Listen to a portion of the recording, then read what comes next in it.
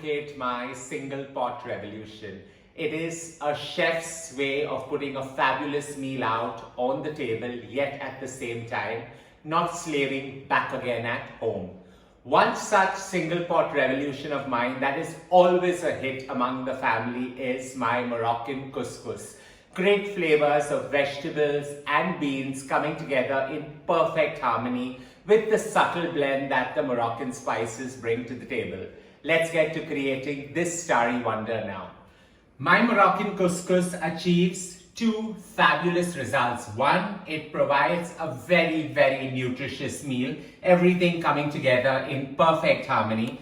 And the second one is something that works really well for me. I pick odds and ends of vegetables that I have lying in my refrigerator and use it. So this is the best way to end up finishing small little tidbits of vegetables that you have lying in the fridge and provide a holistic meal.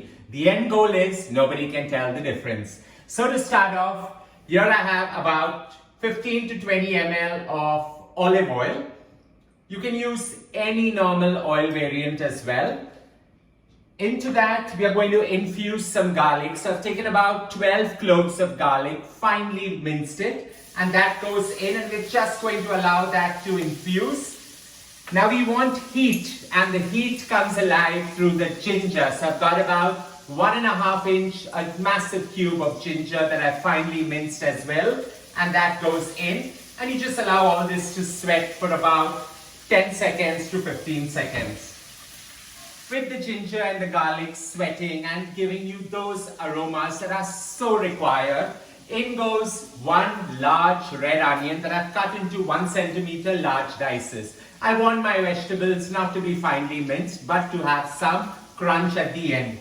So that goes in, and we're just going to allow all this to get soft and slightly transparent out here. As you see, the onions have got slightly transparent. In goes a teaspoon of cumin powder, a teaspoon of cinnamon powder, a teaspoon of turmeric, 1 teaspoon of smoked red paprika, it's not too spicy, and 1 teaspoon of roasted seeds of coriander that I've just coarsely crumbed. We just allow all this to infuse and give out its great essential oils and flavor. Enjoying the scents for about 30 seconds, not too much. You do not want things to burn out here. In goes yellow squash, 1 number cut into dices.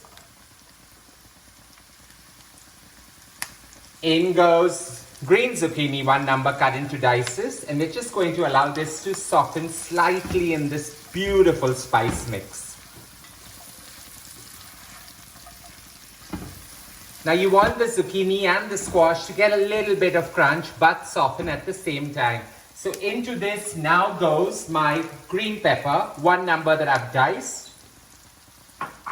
My red pepper, 1 number that I've diced. And I'm just going to allow all this to cook together.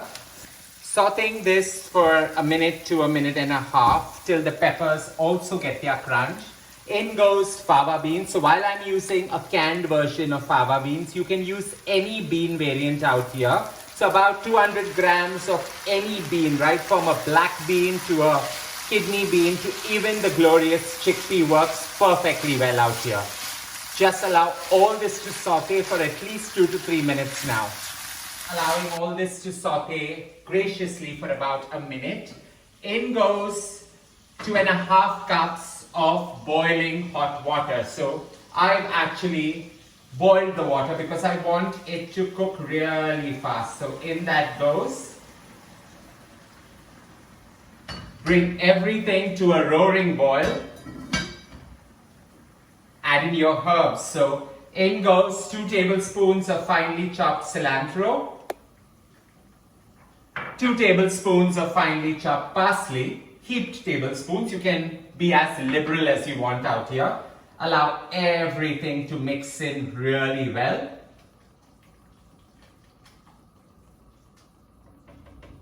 And it's time to drop in the couscous. So 2.5 cups of couscous going right on top.